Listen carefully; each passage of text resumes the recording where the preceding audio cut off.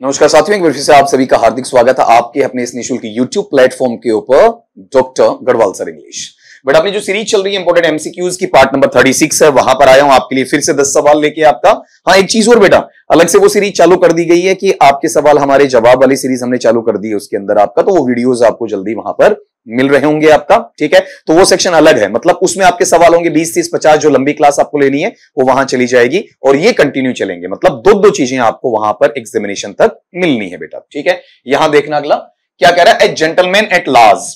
तो यहां idiomatic phrase की बात की जा रही है। इसमें अपने पास में जो कीवर्ड हैं वो दो हैं। कौन कौन सा बेटा आपका, एक जेंटलमैन है और एक बताओ कौन सा इसके अंदर आपका वहां पर लार्ज वाला है। ठीक है, इसके अकॉर्डिंग आपको वहां पर चेक करना है।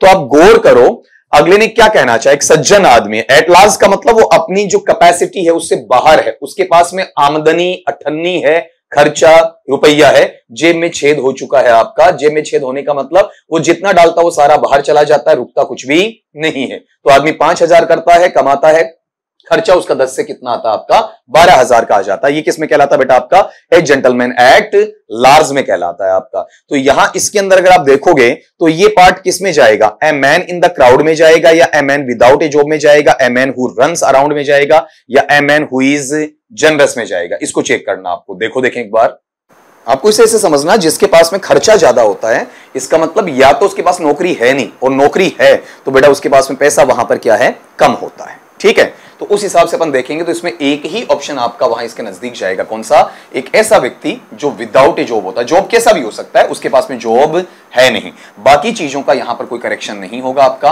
कि एक व्यक्ति जो भीड़ में है, एक व्यक्ति जो इधर उधर भटकता है, एक व्यक्ति जो उदार है आपका। ठीक है, ऐसी कोई चीज इसके साथ जोड़ी नहीं जा सकती है। ठीक है, अगले पार्ट पे आ जाओ आपका 132 वाला।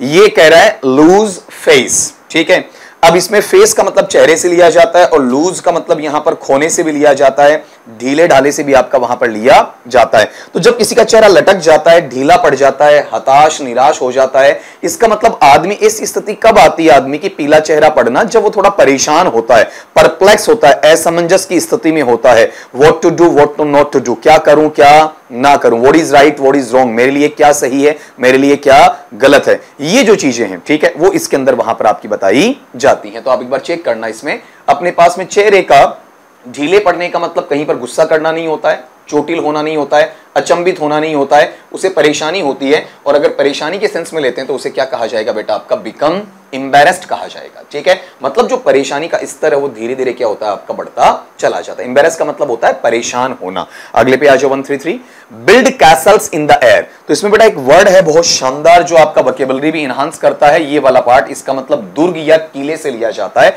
तो जब आप हवा में किले बनाते हो, इसका मतलब आप क्या कर रहे हो, केवल सपना ले रहे हो। ठीक है, जिसे अपन क्या कहते हैं, डे ड्रीम करना कहते हैं आपका। ठीक है, मतलब जो दिन में सपने लेता है, मेहनत नहीं करता, खाली सपनों में जीता आपका, उस आदमी को अपन कहते हैं आपका build Castle's in the air, जो हवाई किले बनाता है। हिंदी में भी आप ऐसी कहावत वहां पर पढ़ते हो बेटा। तो यहां पर देखना, इसका आंसर ये नहीं हो सकता है कि वर्क टायरलेसली, ये यहां इन्होंने गलत लिख दिया। जिन्होंने भी आपका वहां पर पेपर बनाया होगा, उस पेपर सेटर है, उसको वहां पर स्पेलिंग है वो ये लेनी चाहिए थी, TRIE TIRE। यहां से पता चलेगा ना क्या क्या गलती होती है। फ्लाई का मतलब उड़ना, ये कोई मीनिंग नहीं है। फिल्म समथिंग, किसी चीज को कवर करना, ये इसका कोई मीनिंग वहां पर नहीं होगा। तो आंसर क्या हो जाएगा, डे ड्रीम, मतलब दिन में वहां पर सपना देखना। 134 पे आना, फॉल बैक ऑन। ये बड़ा फ्रेजल वर्ब भी है और ईडीएम भी है, दोनों तरीकों से आपका काम करने वाला है। तो इसको अगर आप चेक करते हो, इसका मतलब क्या है, जैसे आप आगे बढ़े, ठीक है, आगे बढ़ते बढ़ते आप क्या कर रहे हो, फॉल हो रहे, गिर रहे हो। और गिर कहां रहे हो,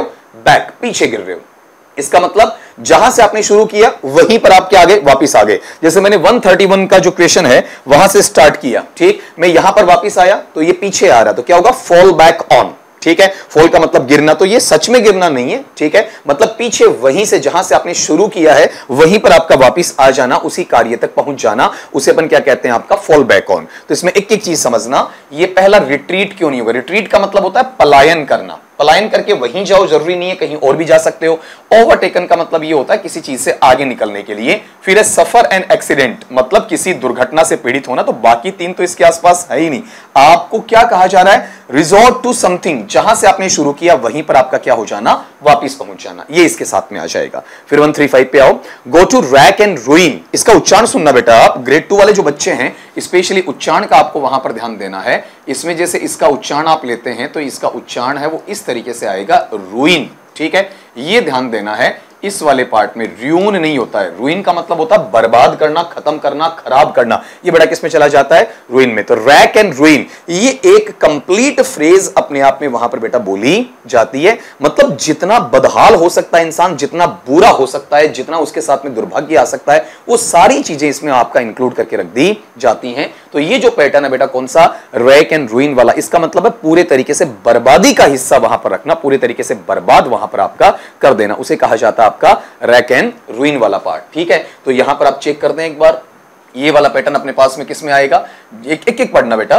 पहला ये ले रहा हूं कि ए स्टेट, एक ऐसी दशा या अवस्था जिसमें अटर, अटर बोले तो बच्चा आपका कंप्लीट है, पूरे को अपन क्या कहते हैं, अटर कहते हैं। केओस का मतलब है जो उथल पुथल हो जाती है, तो पूरी उथल पुथल मतलब बेतरतीब, ऐसी बात नहीं, यहां बर्बादी की बात हो रही है। ए स्टेट ऑफ डिस्पेयर, एक ऐसी अवस्था, एक ऐसी दशा जहां पर डिस्पेयर, निराशा की बात आती है। तो बेटा निराश कहां, सब कुछ खत्म ही हो गया, अब तो निराशा के लिए कुछ बचा ही नहीं आपका।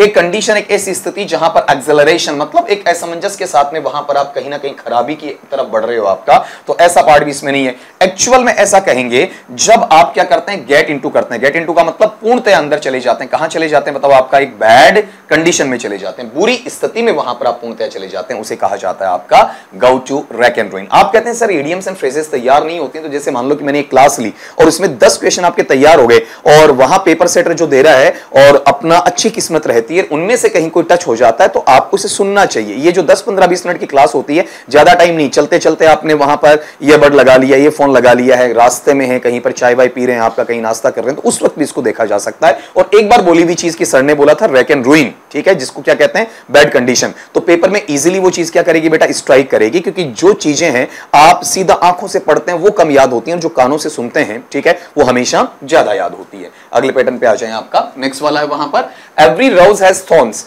प्रत्येक जो आपका गुलाब है उसके कांटे होते हैं। ये बहुत फेमस एग्जांपल है और बहुत बार एग्जाम्स में आपका बेटा पूछा हुआ है, ठीक है। इसे हमें करना क्या है वो सुनना, आपका ट्रांसफॉर्म करना है, परिवर्तित करना है। किस में परिवर्तित करना बेटा, आपका नेगेटिव में करना है, ठीक है, नकारात्मक वाक्य में से आपका वहां पर चेंज करना है। तो ट्रांसफॉर्मेशन में क्या होता है बेटा, जो सेंटेंस जैसा दिया गया है, ठीक है, उसका मीनिंग चेंज नहीं होना चाहिए, केवल क्या चेंज होना चाहिए बताओ, उसका वहां पर आपका स्ट्रक्चर चेंज होना चाहिए। तो आपको जब एवरी को चेंज करना पड़े तो एवरी का जो उल्टा है नेगेटिव में, वो बेटा क्या होता है, नव होता है, ठीक है। ये चीज ध्यान रखना, खाली नव, नव वन नहीं आपका, इसका मतलब एक चीज ये कट गई, ठीक है। एवरी वन को नो वन में लेकर आ सकते हैं, एवरी को नो वन में लेकर नहीं आ सकते, ठीक। फिर अगला पार्ट देखो, इसमें नव कहीं नहीं है, दो हट गए, ठीक है। इसमें नव नहीं बेटा, क्या है आपका, नॉट। देखो ट्रांसफॉर्मेशन कितना आसानी से निकाला जा रहा है। अब जो लोग आपको भ्रमित करते हैं कि ट्रांसफॉर्मेशन ये है, ट्रांसफॉर्मेशन वो है, आप निकाल नहीं पाओगे कितना, और ये सवाल तो मेरा भी नहीं ना, कई बार आप ये सोचते हो कि सर आप जो ट्रिक बताते हो वो आपके अपने सवाल होंगे, उन पर तो लग जाएगी, बाकी पेपर में आएगा तो कैसे लगेगा। ये सवाल तो बच्चों ने मुझे भेजा ना, आपका किसी दूसरे की टेस्ट सीरीज है आपका, ठीक है, वहां पर कि सर हमें तकलीफ आई, ठीक, तो आप सोल्व करवाइएगा, तो मैं सोल्व करवा रहा हूं आपका वहां पर। तो आप ये बताओ, यहां पर मैंने कहीं पर भी अपना कोई अलग से नहीं बताया, वही ट्रिक जो पहले बताता हूं वही यहां बता रहा हूं कि एवरी वाले को आपको नो के अंदर लेकर जाना है। तो देख लो, there is no rose without thorns, वहां कोई गुलाब का पुष्प ऐसा नहीं है जिसमें कांटे ना हो, हर गुलाब में कांटे होते हैं आपका। अगले पार्ट पे आओ, only Ramesh was present there, केवल रमेश नाम का व्यक्ति वहां उपस्थित था, ट्रांसफॉर्म इनटू नेगेटिव, इसे आपको किसमें बदलना, आपका वहां पर नकारात्मक वाक्य में बेटा आपका वहां पर बदलना है, ठीक है। तो आपको एक चीज ध्यान रखनी है, बहुत अच्छा है ये सवाल भी इसलिए कि इसमें आपको कंफ्यूजन ज्यादा होगा। ओनली को जनरली अपन चेंज करते हैं तो अपने पास में चेंज करते हैं नन बट, बताओ किस में चेंज करते हैं, आपका नन बट में चेंज करते हैं। दूसरा, इसमें ओनली वाला जब पार्ट आता है तो नन बट के साथ में इसका ये चेक कर लेना कि इसमें हेल्पिंग वर्ब है, ठीक है, वो चेंज नहीं होनी चाहिए, जो ऑक्सिलियरी है ना वो वहां पर आपकी चेंज नहीं होनी चाहिए। जब अपन किसकी बात करते हैं, आपके नन बट वाले की बात वहां पर आपका करते हैं। ऐसे पैटर्न में अगर आप चलते हो तो वहां पर आप गौर करो, ओनली के लिए नन बट कहां कहां आ रहा है। देखो बेटा यहां पर नन बट आ गया, ठीक है, यहां नन बट है, यहां नन बट, तो एक चीज हट गई, कौन सी, ये लास्ट वाली, क्योंकि इसमें क्या दिया हुआ अगले का, नो वन दिया हुआ, साथ में हैज, जो यहां से नहीं लगेगा, दो चीजें हट गई। फिर देखो यहां से ये हटेगा, क्या दिया हुआ आपका, वर, रमेश तो एक वचन है वैसे भी नहीं आएगा, यहां से निकाल लेते वैसे भी निकल सकता है, रमेश के साथ नहीं आता वैसे भी निकल सकता है। अब दो चीजें अपने पास में बची, देखो कौन सा वहां पर, none but Ramesh was absent there, none but Ramesh was present there. आपको लगता है सर प्रेजेंट का मैं प्रेजेंट कर दूं तो एक छोटा सा करेक्शन है, ठीक है, वो इसमें तुम देखना 137 वाला पार्ट है, हल्का सा करेक्शन पेपर सेटर ने छोड़ा है और इसीलिए मैंने अच्छा कहा कि यहां पर देखो आर है, ये रमेश प्रॉपर नाउन है, व्यक्तिवाचक संज्ञा है। व्यक्तिवाचक संज्ञा को बेटा आप कहीं पर भी लिख दो, क्या नहीं होगा, उसमें पहला अक्षर कभी छोटा या स्मॉल केस में नहीं आएगा आपका, वहां पर कभी लोअर केस में नहीं आएगा, हमेशा अपर केस में या फिर कैपिटल लेटर के अंदर ही आपका वहां पर रखा जाएगा। तो अब चेक करना, नन बट रमेश में आर यहां पर क्या है आपका छोटा लिखा हुआ, इससे आराम से मिल गया आपका, ठीक है। तो अगले ने चाहे कितना भी पेपर को वहां हार्ड बनाने की कोशिश की हो लेकिन बना नहीं। अगले पार्ट पे आओ, 138 पे लो, कीप साइलेंस, शांति बनाए रखें आपका, ट्रांसफॉर्म इनटू नेगेटिव, ठीक है। तो इसको नेगेटिव में बनाना है, मीनिंग को चेंज बेटा आपको वहां पर करना नहीं है, ठीक है। तो आप सीधी सीधी बात देखो, आपका इसका स्ट्रक्चर देखना कि कीप साइलेंस है, कीप साइलेंस के अंदर शुरुआत है बेटा, शुरुआत किससे हो रही है, कीप से। कीप मेरे पास में क्या वर्ब का फर्स्ट फॉर्म है, वर्ब के फर्स्ट फॉर्म से शुरू होने वाला क्या हो गया बताओ आपका वहां पर इंपेरेटिव हो गया, ठीक है। और इंपेरेटिव सेंटेंस में नोट लगाते हैं तो इंपेरेटिव सेंटेंस का नोट जाता है डू नॉट प्लस वर्ब का फर्स्ट फॉर्म। इंपेरेटिव का पॉजिटिव होता है वर्ब का फर्स्ट फॉर्म, इंपेरेटिव का नेगेटिव होता है डू नॉट प्लस वर्ब का फर्स्ट फॉर्म। इजीली तुम बच्चों को पकड़ में आ जाएगा, ये रहा कौन सा, do not make a noise. Imperative में अपन डिड का यूज करते ही नहीं है, यहां तो नोट है ही नहीं, यहां नोट लगा जरूर है लेकिन गलत तरीके से आपका लगा हुआ है। अगले सवाल पे आओ, question number 139, no sooner did I reach there than it started raining.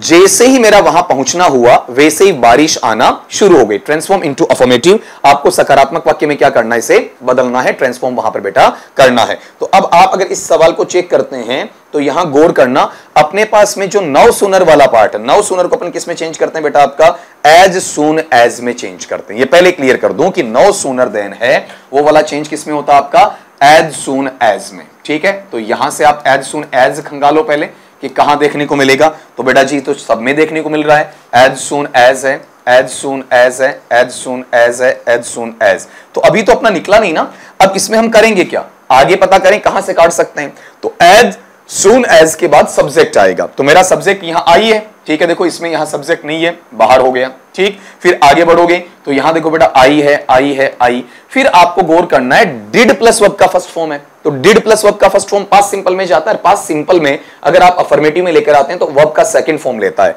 तो पास्ट सिंपल के अंदर बेटा जी कहीं पर भी हैज की कोई वैल्यू नहीं है। पास्ट सिंपल में कहीं पर भी वर्ब के फर्स्ट फॉर्म की वैल्यू अगर आता है डिड के साथ तो है, बिना डिड के वर्ब के फर्स्ट फॉर्म की वैल्यू नहीं है। तो क्या बना, as soon as I reach there it started raining. अगर आपको डाउट लगता है तो इसे क्या करें, आप मीनिंग में चेक कर लें। No sooner did I reach there, जैसे ही मैं वहां पहुंचा देन इट स्टार्टेड रेनिंग, तब वहां पर बारिश शुरू हो गई। नीचे क्या लिखा आपका, as soon as I reach there, जैसे मैं वहां पहुंचा इट स्टार्टेड रेनिंग, तो वहां पर बारिश हो गई। क्वेश्चन नंबर 140 पे आओ, she is an intelligent girl, वह एक कुशाग्र बुद्धि की विद्यार्थी है, लड़की है। ट्रांसफॉर्म इनटू नेगेटिव, इसे आपको नकारात्मक वाक्य में क्या करना है, परिवर्तित करना। मतलब नोट आना चाहिए लेकिन मीनिंग बेटा आपका चेंज वहां पर नहीं, चेंज नहीं होना चाहिए। तो आपको क्या करना है, मीनिंग चेंज नहीं करने का मतलब ऐसा है कि इंटेलिजेंट है, इंटेलिजेंट के लिए अगर आप नोट लगा देते हैं तो क्या बन जाएगा, इंटेलिजेंट नहीं, ये उल्टा हो जाएगा। तो मैं डबल नेगेटिव काम में लूंगा, minus multiplied by minus is equal two plus, दो ऋणात्मक चीजें ले आऊंगा जो धनात्मक बना देंगी।